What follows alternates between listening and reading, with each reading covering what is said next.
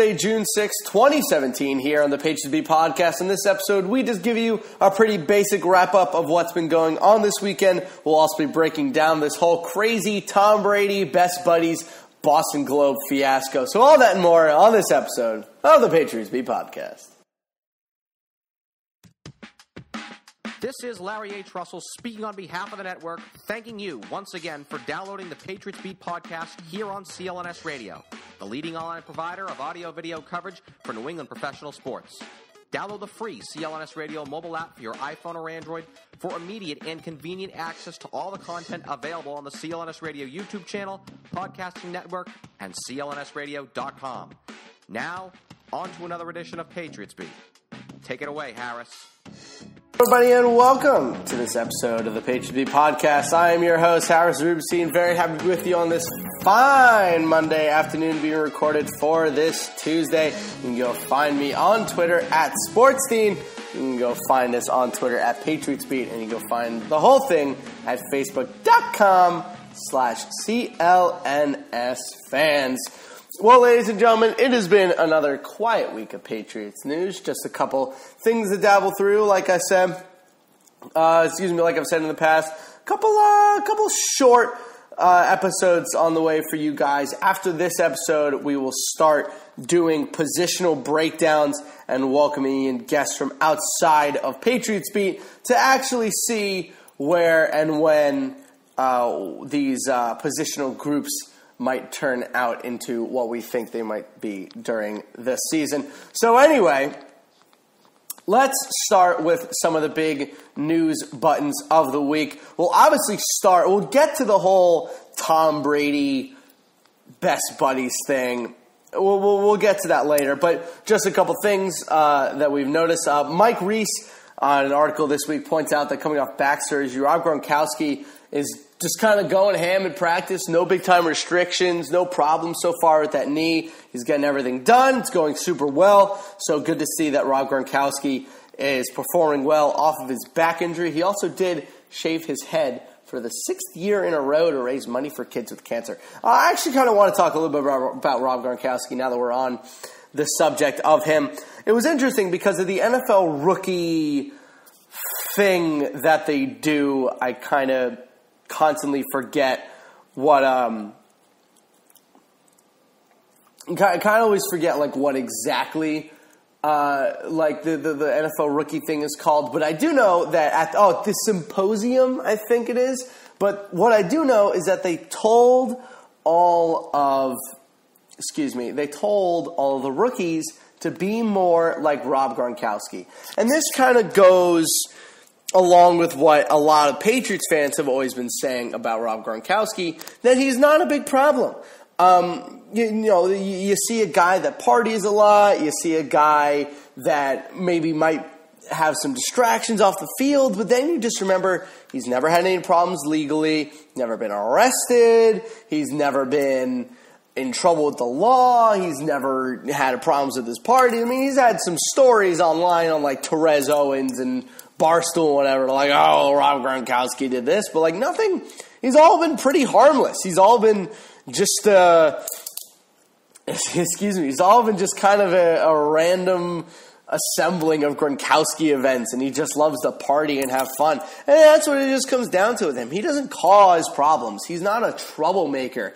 He's just a guy who loves football. He loves to party, and he doesn't cause issues. And I think that every NFL rookie should be more like, they all should be more like Rob Gronkowski. Why not? He doesn't do anything wrong. He doesn't spend his money.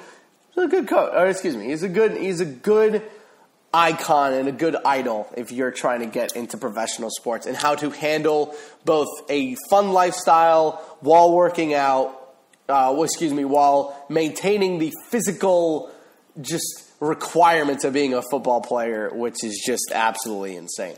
So, moving on from Rob Gronkowski and into more news, Trey Laurels, they did a great interview with I believe it was with Jeff Howe about how he's not resting on his laurels after his Super Bowl breakout. So please go check out that article. It was actually quite fascinating. I really did enjoy it. So let's get into what I actually wanted to talk about. And that was this whole Tom Brady best buddies thing. And I keep seeing all of these people, or most of the Boston sports media, they've been reacting in different ways. Look, the Boston Globe has had a lot of problems in the past with Tom Brady. I don't know why.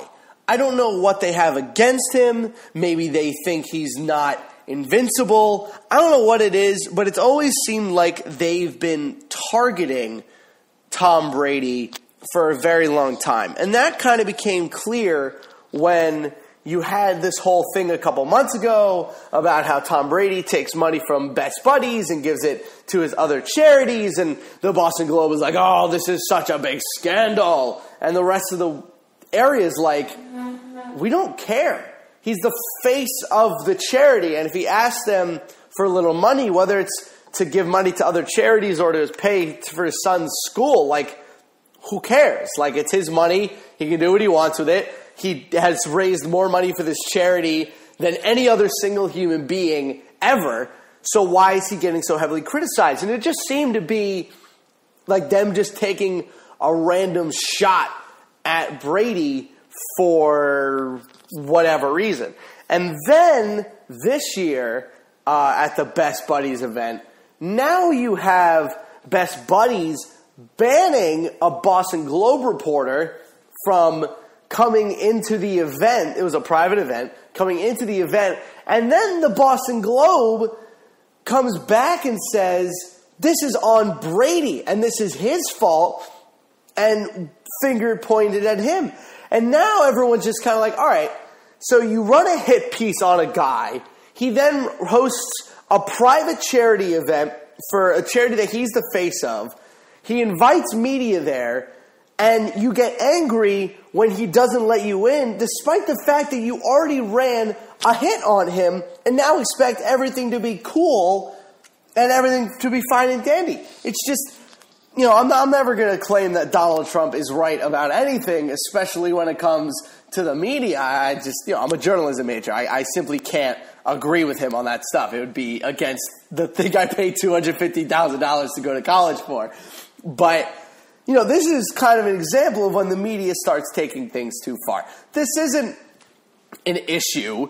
The Tom Brady, him taking money from Best Buddies that he's donated millions and millions and millions of dollars to, and taking some of that money and kind of just doing other things with it, is not a problem. It is a problem when, it is a problem, however, when they're using that to target this guy and attack him for his favorite charity. And if one thing's very clear about Tom Brady when it comes to the Best Buddies charity, it's that he really does care about it. He goes to every single event. He hosts people. He does football events. He meets with kids. Like, he does the whole rigmarole. And, I don't understand why all of a sudden they decided that this is going to be the time to target Tom Brady. And then they get angry at him when they aren't allowed in. It's like, sorry, friend, if you start talking smack to me, I ain't going to invite you to my next birthday party. If you're insulting my girlfriend behind my back, you're not, like, that's just not going to be a thing that you're not going to be invited to events. You're just not. It's rude. It's unnecessary.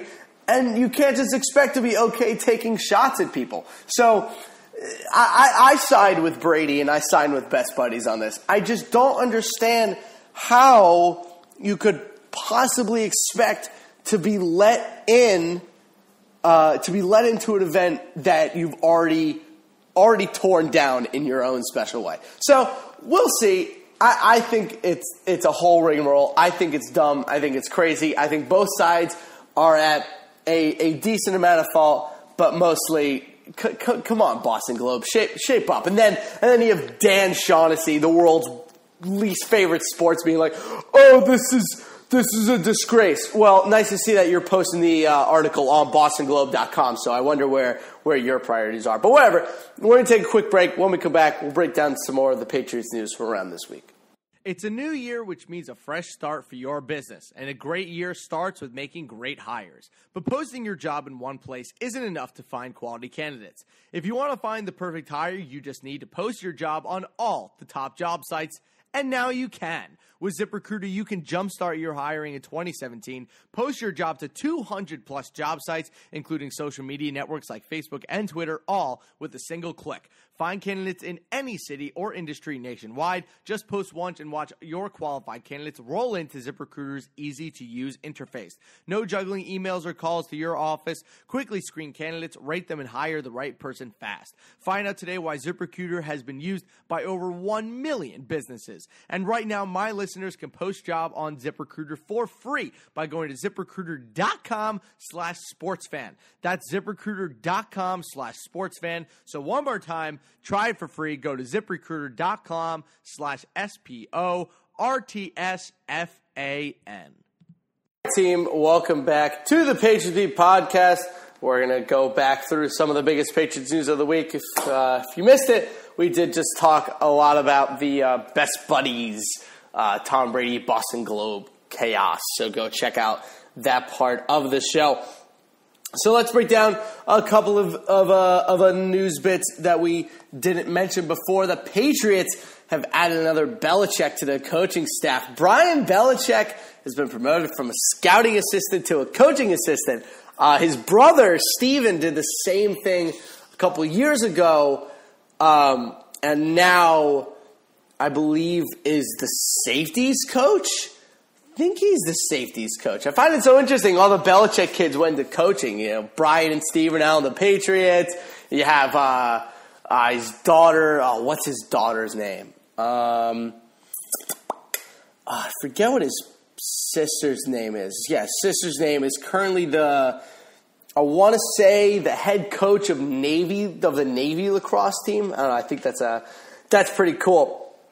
That's just me. The Patriots today officially signed their third-round pick, Tony Garcia. The only rookie that's still unsigned is Derek Rivers. However, they expect him to be done by the time training camp begins. The Patriots today waived rookie defensive end Corey Vereen and signed rookie free agent cornerback Will Likely, who is likely not going to make the team this year. I got you.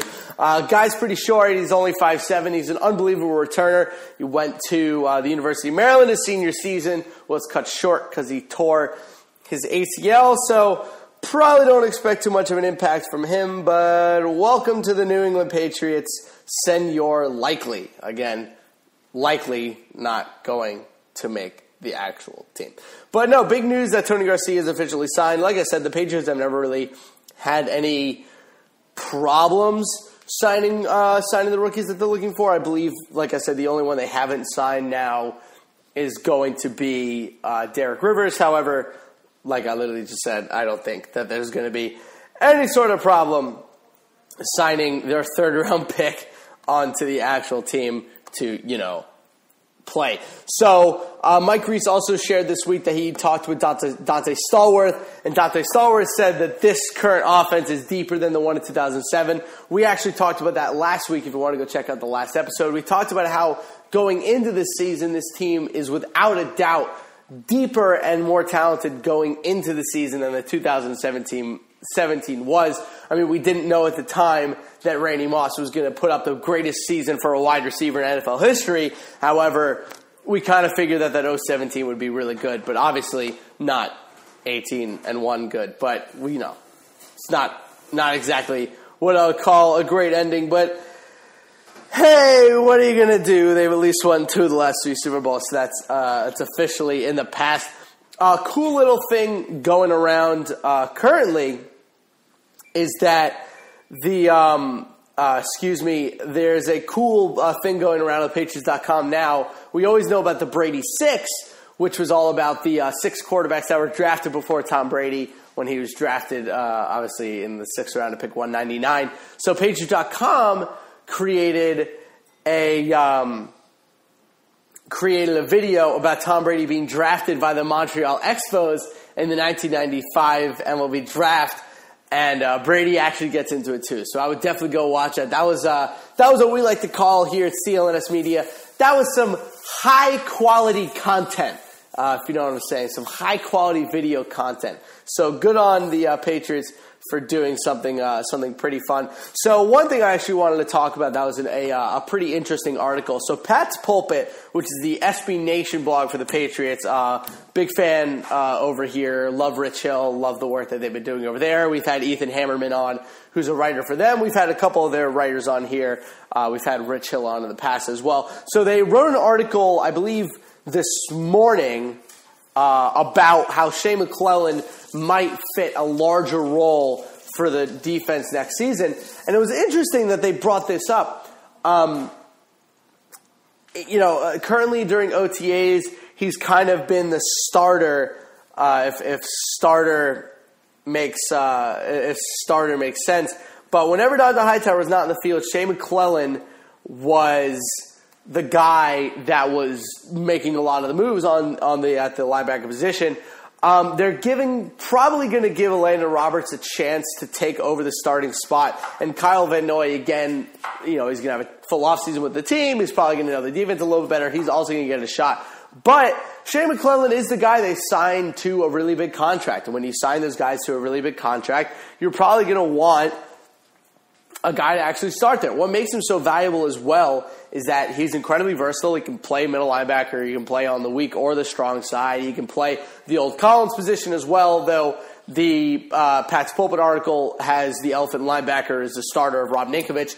I have said multiple times on this podcast that I don't know if Rob Ninkovich actually makes his team this year. I just think there are too many people on the team that can do what he does and most likely do it better. It really does depend on what we get out of Derek Rivers and Dietrich Wise in the offseason. If they actually put up some actual decent performances throughout the preseason, we might see Rob Ninkovich on the chopping block.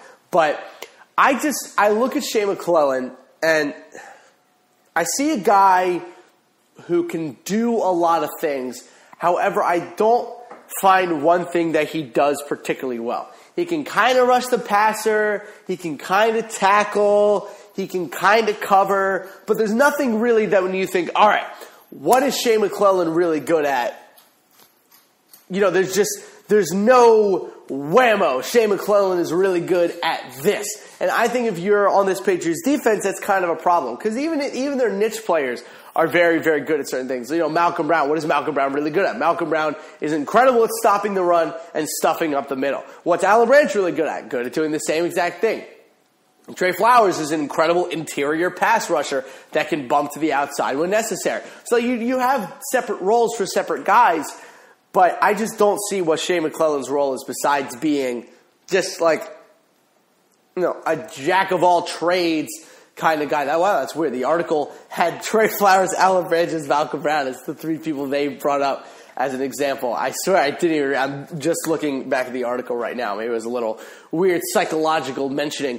But going back to it, I just don't see where Shea McClellin really fits onto this team in terms of starting lineup. I'm actually going to have to disagree heavily, with what Pat's Pulpit is talking about. I just don't see a universe where you go into this season with Shea McClellin as your starting number 2 linebacker. And again, if you're going into this season with Shea McClellin as your starting number 2 linebacker,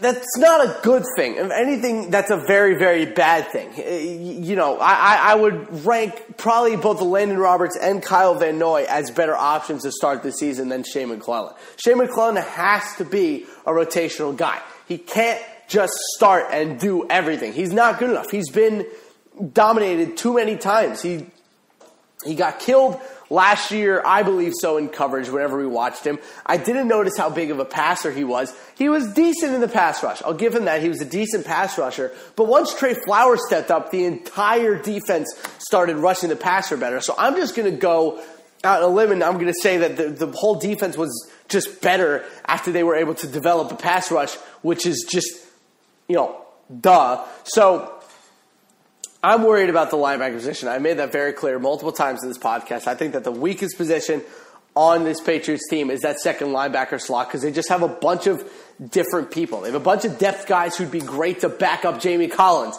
They don't have a Jamie Collins anymore. But hey, they won the Super Bowl after trading him. So who am I to say that the New England Patriots don't know what they're doing. But we're going to take one more quick break. When we come back, we're going to give you guys a full schedule for what our positional breakdown is going to be and what the summer should hopefully look like going forward. So we'll be right back and enjoy the commercial. Not all ingredients are created equal. Fresh, high-quality ingredients make a real difference, so it's important to know where your food comes from. I know that me personally, when I was living in a college dorm, I used Blue Apron in order to get my fresh ingredients so that me and my roommate Jack could cook up some nice meals, maybe some fresh steaks, maybe some good chili, some quality stuff. And it's also a very fun holiday gift, so maybe for a nice Valentine's Day gift or a nice birthday gift coming up, I wouldn't give it to a girlfriend. Obviously, Blue Apron would be a little rough, but give it to a family member. Maybe they can get some high-quality ingredients in their life. For less than $10 per meal, Blue Apron delivers seasonal recipes along with pre-portioned ingredients to make delicious home-cooked meals. Blue Apron knows that when you cook with incredible ingredients, you make incredible meals, so they set the highest quality standards for their community of artisanal suppliers, family-run farms, fisheries, and ranchers. Whether it's Japanese ramen noodles, wild-caught Alaskan salmon, or heirloom tomatoes, Blue Apron is bringing you the best. So check out this week's menu. Get your first 3 meals free with free shipping. Go to blueapron.com/Patriots. You will love how good it feels and tastes to create incredible home-cooked meals with Blue Apron, so don't wait. That's blueapron.com/Patriots. Blue Apron, a better way to cook. All right, team, welcome back to the Patriots Beat Podcast. Sorry, that was kind of dumb. But anyway, we're going to break down what the... That was funny. We're gonna break down what the next couple of shows are going to look like. So we got, obviously, we're sticking with our 2 shows a week, Tuesdays, every Tuesdays and Fridays. So obviously this show will be coming out tomorrow, which is Tuesday, June 6th. And then we'll have another one on June 9th. So June 9th, it is June 9th, right? Yeah, it's Tuesday and Friday. I don't even know my own release dates. So we release on Friday. So we're going to start with the quarterback group on Friday. And then we're going to kind of just go down the natural list of offense. So we'll go quarterback, running back, fullback, wide receiver, tight end, offensive line. And then we'll go defense. We'll go D-end, D-tackle, linebacker, cornerback, safety, and then special teams. So we'll kind of do that show by show. I'll let you guys know if we're going to have to go in and out of said positional groups based off of how it pans out over a full calendar, and also when we are finally going to start watching some football on television in August. Very excited. So we will see what happens over the next couple months. But that is going to do it for this episode of the Patriots Podcast. Please remember to give us a rating and review on iTunes and Stitcher. You can find me on Twitter at SportsDean. You can find us on Twitter at Patriots_beat. And you can find us on Twitter at CLNS Media. Go find us on Facebook at Facebook.com/CLNSFans. We will see you guys on Friday with our first breakdown of a positional group. So stay tuned. We'll talk to you guys then.